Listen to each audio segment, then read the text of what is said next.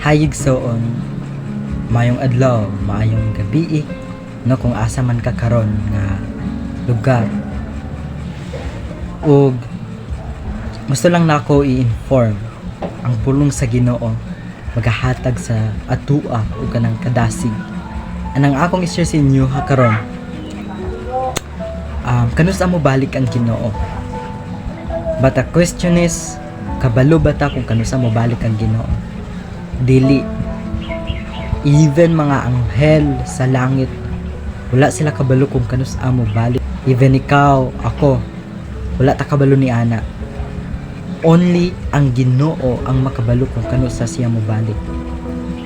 Kapag naamoy mga nakita nga mga videos sa social media na naga-claim na nasayod sila kung kanus mo balik kang Ginoo, ayaw mo to. It because walay sibsan kinsa nga makabalo kung kanus mo balik ang Ginoo. And ang pulong niya nagaingon sa atua ni ana. Ingon gani sa iyang pulong nga makita diha sa 1 Thessalonians chapter 5 verse 1 down to 7. Ang passages ni ana nagaingon, pangandam kamo sa pagbalik sa Ginoo, no? We prepare sa second coming sa Ginoo. It because ang second coming mo na ang kanang ikadua na nga pagbalik. And sa second coming diha niya kuhaon ang mga tao niya, no, mga anak nga matinud-anon sa iyaha. And sa second coming, even patay man ta or buhi sa pag-abot niya sa ikaduhang pagbalik niya diri sa kalibutan,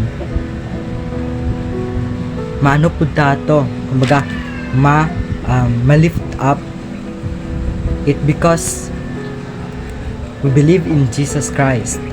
Mutuo ta sa iyaha. And unsa atong maangkon? Salvation, kaluwasan. Ingon niya diha sa verse 1, mga igsoon, dili na kinahanglan nga sulatan pa kamo kung kanus mahitabo kining mga butanga. Si Paul ang nagsulat ani. Apostol Pablo, no? Gisulat niya kini para sa mga Kristohanon, Christian sa atua. Kamo mismo nasayod kaayo nga ang pagbalik sa Ginoo sama sa usa ka kawatan nga moabot sa gabii. As a Christian, nasayod ta nga ang pagbalik sa Ginoo sama sa kawatan. Wala ka ng specific date, specific time, wala tanan-tanan. But naay mga unsa himailahan sa pagbalik niya, mga kagulanan and kaning mga war, di ba?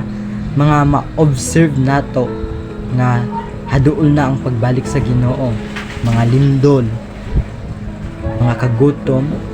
It because mauna ang mga tima ilahan, mga signs. But again, pagbalik sa Ginoo, wala ta kabalo kung kanus